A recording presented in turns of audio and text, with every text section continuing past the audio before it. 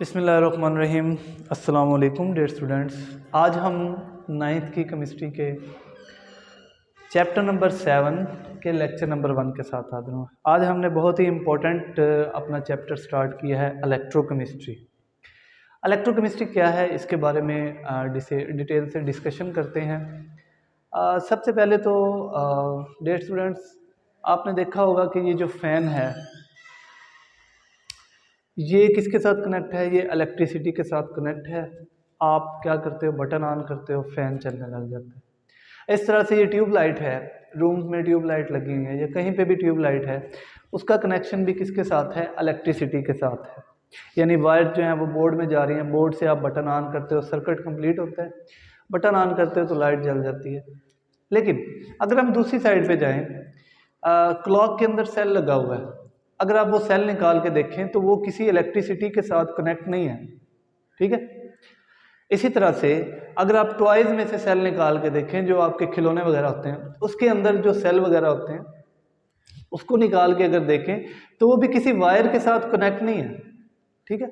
तो वो क्या चीज़ है, वो जो सेल वगैरह हैं जितने भी, उनके अंदर इलेक्ट्रिसिटी जनरेट हो रही है, ठीक है। इलेक्ट्रिसिटी क्यों जनरेट हो रही है, क्योंकि उसके अंदर केमिकल रिएक्शंस हो रहे हैं। अब केमिकल रिएक्शंस की वजह से इलेक्ट्रिसिटी जनरेट हो रही है या इलेक्ट्रिसिटी की वजह से केमिकल रिएक्शन हो रहे हैं, इसी को हम क्या कहते हैं, इलेक्ट्रोकेमिस्ट्री। यानी ये केमिस्ट्री की एक ब्रांच है। Branch of chemistry will deal with the relationship between electricity and chemical reaction. यानी केमिस्ट्री की वो ब्रांच जिसमें हम इलेक्ट्रिसिटी और केमिकल रिएक्शंस के बारे में जो रिलेशनशिप है उसके बारे में स्टडी करते हैं, उसको हम क्या कहते हैं, इलेक्ट्रोकेमिस्ट्री। इलेक्ट्रो मीन इलेक्ट्रिसिटी और chemistry mean chemistry, chemistry mean chemical reactions. तो इलेक्ट्रोसिटी में हम इलेक्ट्रिसिटी और केमिकल रिएक्शन का जो रिलेशन है उसके बारे में स्टडी करते हैं। अच्छा, इसकी कुछ और आगे बेसिक डेफिनेशन है। Spontaneous reaction, non spontaneous reaction. Spontaneous reaction ऐसे रिएक्शन होते हैं जो खुद ब खुद होते हैं, जिसके लिए किसी एक्सटर्नल एजेंट की ज़रूरत नहीं पड़ती। और नॉन स्पॉन्टेनियस रिएक्शन ऐसे रिएक्शन होते हैं जिसके लिए एक्सटर्नल एजेंट की ज़रूरत होती है, जो खुद ब खुद नहीं होते। एक एग्जांपल से मैं जो है वो क्लियर कर दूं। टैंकी पड़ी होती है पानी वाली छत के ऊपर। अब पानी जो है वो खुद ब खुद टैंकी से पानी नीचे टूटियों में आ रहा होता है। यानी वो रिएक्शन क्या हो रहा है, स्पॉन्टेनियस, किसी एक्सटर्नल एजेंट की जरूरत नहीं है, खुद ब खुद रिएक्शन हो रहा है, उसको क्या कहेंगे, स्पॉन्टेनियस केमिकल रिएक्शन। ये एग्जांपल है, किसी एक्सटर्नल एजेंट की जरूरत नहीं।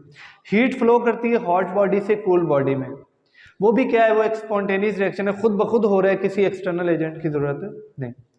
अगर हम देखें कि वही टैंकी वाला पानी जो है, अगर हमने नीचे से पानी ऊपर लेके जाना है टैंकी में, तो हम क्या करते हैं, एक्सटर्नल एजेंट यानी पंप की मदद लेते हैं। पंप का क्या काम है, वो पानी को नीचे से ऊपर लेके जाते हैं। तो ये जनरल एग्जांपल है कि स्पॉन्टेनियस रिएक्शन जो है वो खुद ब खुद होते हैं और नॉन स्पॉन्टेनियस के लिए हमें एक्सटर्नल एजेंट की जरूरत पड़ती है। अगर हम केमिस्ट्री की रूल से देखें तो इसकी एग्जांपल बनती है गैल्वानिक सेल। आगे हम केमिकल सेल के बारे में पढ़ेंगे। इसकी एग्जांपल क्या है, गैल्वानिक सेल। गैल्वानिक सेल में जो है वो केमिकल रिएक्शंस के ज़रिए बिजली पैदा होती है, और जो इलेक्ट्रोलाइटिक सेल है उसमें बिजली के ज़रिए केमिकल रिएक्शन होते हैं। तो ये स्पॉन्टेनियस की एग्जांपल है और ये क्या है, नॉन स्पॉन्टेनियस केमिकल रिएक्शन की एग्जांपल। आगे चलते हैं, ऑक्सीडेशन एंड रिडक्शन। छोटी क्लासेस में भी आपने ऑक्सीडेशन और रिडक्शन के बारे में पढ़ा है कि ऑक्सीडेशन क्या होता है और रिडक्शन क्या होता है। ऑक्सीडेशन नाम से ही जाहिर हो रहा है, oxidation mean addition of oxygen and removal of hydrogen. कोई भी केमिकल रिएक्शन है उसमें ऑक्सीडेशन भी हो रही होती है और उसमें रिडक्शन भी हो रही होती है। तो ऐसा केमिकल रिएक्शन जिसमें ऑक्सीडेशन भी हो रही हो और रिडक्शन भी हो रही हो, उसको हम क्या कहते हैं, oxidation reduction reaction. Oxidation reduction reaction. तो ऑक्सीडेशन रिएक्शन ऐसे रिएक्शन होते हैं जिसमें ऑक्सीजन ऐड हो रही होती है और हाइड्रोजन रिमूवल होती है। और इसी तरह से रिडक्शन रिएक्शन ऐसे रिएक्शन बिल्कुल अपोजिट इसके, ऐसे केमिकल रिएक्शन जिसमें हाइड्रोजन ऐड हो रही हो और ऑक्सीजन रिमूव हो रही हो, उन केमिकल रिएक्शन को हम क्या कहते हैं, रिडक्शन रिएक्शन। एग्जांपल देखें, बहुत सिंपल एग्जांपल है। अच्छा, ऑक्सीडेशन रिएक्शन जैसे कॉमन हम जनरल लाइफ में कार्बन डाइऑक्साइड का नाम आपने सुना हुआ है, गैस है। उसमें क्या होता है, कार्बन और ऑक्सीजन ये आपस में मिलकर क्या बना देते हैं, कार्बन डाइऑक्साइड गैस। ऐसे ही अब इसमें कार्बन के अंदर ऑक्सीजन ऐड हो रही है, इसका मतलब है ये ऑक्सीडेशन रिएक्शन। हमारी बुक में देखें एक इक्वेशन है zinc oxide plus carbon, zinc plus carbon dioxide. अब ये देखें जहां पे ऑक्सीडेशन भी हो रही है और रिडक्शन भी हो रही है। कोई भी केमिकल रिएक्शन हो रहा है उसमें ऑक्सीडेशन भी हो रही होती है और साइमल्टेनियसली रिडक्शन भी हो रही होती है। Zinc oxide plus carbon. अब क्या हुआ, यहाँ पे जिंक ऑक्साइड में से इसका आगे क्या प्रोडक्ट क्या बन रहे हैं, जिंक और कार्बन डाइऑक्साइड। आप यहाँ पे देखेंगे यहाँ से ऑक्सीजन क्या हो रही है, रिमूव हो रही है। यहाँ जिंक ऑक्साइड में ऑक्सीजन है लेकिन यहाँ पे ऑक्सीजन नहीं है। इसका मतलब है इधर क्या हो रहा है, रिमूवल ऑफ ऑक्सीजन। और रिमूवल ऑक्सीजन का क्या मतलब है, रिडक्शन। आप ऐसे कह सकते हो कि यहाँ पे क्या हो रही है, रिडक्शन। यहाँ पे जिंक ऑक्साइड ऑक्सीजन ऐड है, यहाँ पे ऑक्सीजन रिमूव हो रही है, इसका मतलब है रिमूवल ऑफ ऑक्सीजन क्या है, रिडक्शन। साइमल्टेनियसली यहाँ पे देखें कार्बन है, यहाँ पे कार्बन है, यहाँ पे कार्बन डाइऑक्साइड, यानी क्या हो रहा है, ऑक्सीजन ऐड हो रही है। तो यहाँ पे एडिशन ऑफ ऑक्सीजन हो रही है, इसको हम क्या कह सकते हैं, ये क्या चीज़ है हमारे पास, ऑक्सीडेशन रिएक्शन। ठीक है, एक और एग्जांपल लेते हैं, हाइड्रोजन सल्फाइड। हाइड्रोजन सल्फाइड जो हमारे पास रॉटन एग होते हैं, ख़राब अंडे होते हैं, उसके अंदर से हाइड्रोजन सल्फाइड गैस निकलती है। हाइड्रोजन सल्फाइड, क्लोरीन गैस, ये दोनों आपस में रिएक्ट करते हैं, सल्फर और हाइड्रोक्लोरिक एसिड बना देते हैं। अब यहाँ पे देखें, अब आपने हाइड्रोजन के लिहाज से देखना है कि हाइड्रोजन कहाँ पे ऐड हो रही है और हाइड्रोजन कहाँ पे रिमूव हो रही है। यहाँ पे देखें हाइड्रोजन सल्फाइड, सल्फर लगी है, यहाँ पे हाइड्रोजन सल्फाइड है और यहाँ पे क्या है, सल्फर। इसका मतलब है ये हाइड्रोजन यहाँ से क्या हो गई है, रिमूव हो गई है सल्फर में से। रिमूवल ऑफ हाइड्रोजन क्या कहलाता है, ऑक्सीडेशन। यानी यहाँ पे क्या हो रहा है, ऑक्सीडेशन। और यहाँ पे देखें क्लोरीन है, HCl, यानी क्या हो रहा है, हाइड्रोजन ऐड हो रही है क्लोरीन में, एडिशन ऑफ हाइड्रोजन क्या कहलाता है, रिडक्शन। तो ये जनरल एग्जांपल है। अब मैं कहता हूं कि हमारे पास एक इक्वेशन है और रिडॉक्स रिएक्शन, ऐसे केमिकल रिएक्शन जिसमें ऑक्सीडेशन भी हो रही है और रिडक्शन भी हो रही है, उसको हम रिडॉक्स रिएक्शन कहते हैं। ये भी रिडॉक्स रिएक्शन की एग्जांपल है, ये भी रिडॉक्स रिएक्शन की एग्जांपल है। कोई भी केमिकल रिएक्शन हो रहा है उसमें ऑक्सीडेशन भी होती है और साथ ही साथ रिडक्शन भी होती है, उसको हम कंबाइनली या कलेक्टिवली क्या कहते हैं, रिडॉक्स रिएक्शन। अच्छा, क्वेश्चन ये है कि कुछ केमिकल रिएक्शन ऐसे हैं जिसमें ना तो हाइड्रोजन होती है और ना ही ऑक्सीजन होती है, तो उसमें भी ऑक्सीडेशन और रिडक्शन हो रही होती है, लेकिन वो किस तरह से होती है उसके बारे में देखते हैं। जिंक है,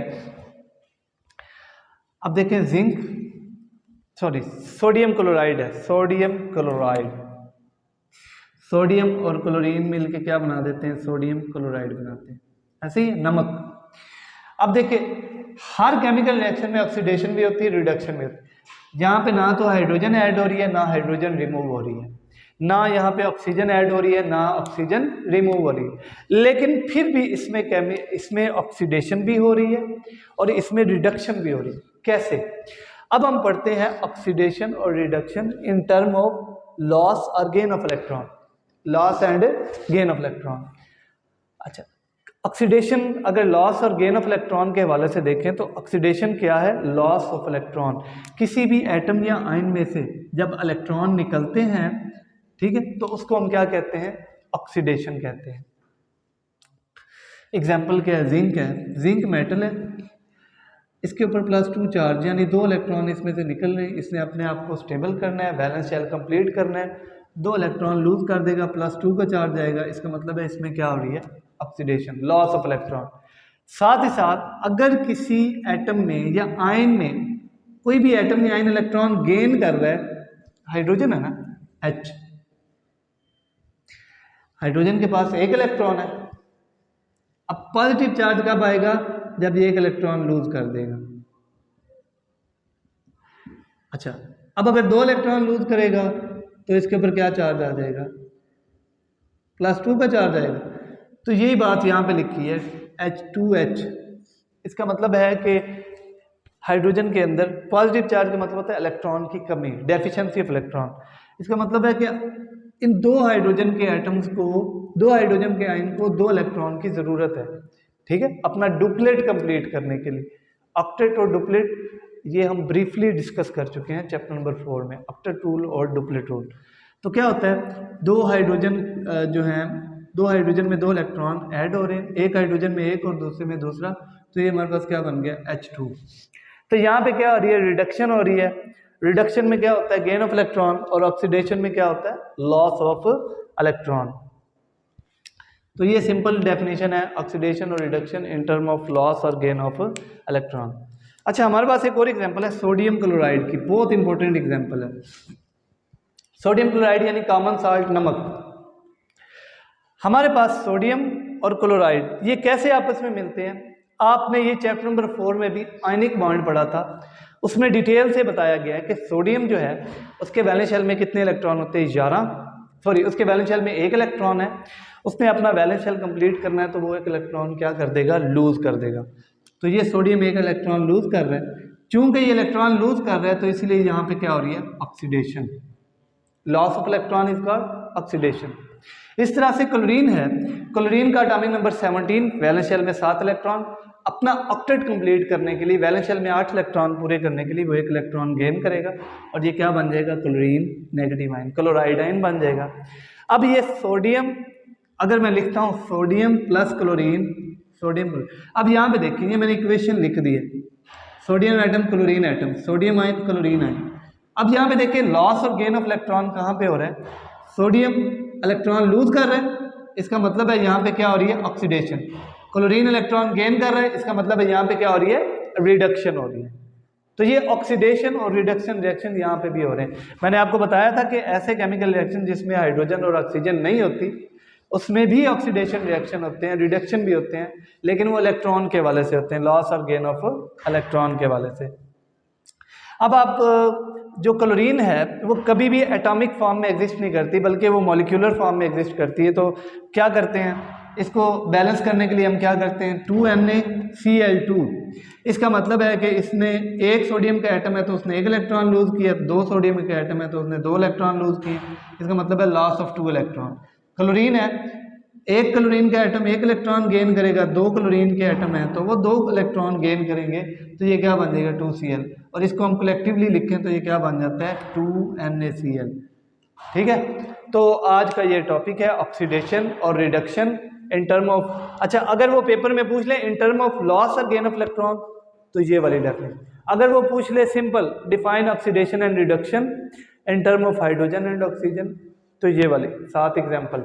अगर वो वैसे कंपैरिजन पूछ ले what is difference between oxidation and reduction, आपने क्या लिखना है, एक तरफ ऑक्सीडेशन एक तरफ रिडक्शन की एडिंग, आप क्या कहोगे, addition of oxygen removal of hydrogen, ये क्या होती है oxidation, addition of hydrogen and removal of oxygen is called reduction. निचले दूसरा पॉइंट क्या लिखोगे, loss of electron is called oxidation, gain of electron is called reduction. नीचे एक एक एग्जांपल दे दो। तो होप सो आज का लेक्चर आपको समझ में आया होगा। मज़ीद वीडियो देखने के लिए चैनल को सब्सक्राइब करें, लाइक करें, शेयर करें। जज़ाकल्लाह, अल्लाह हाफ़िज़।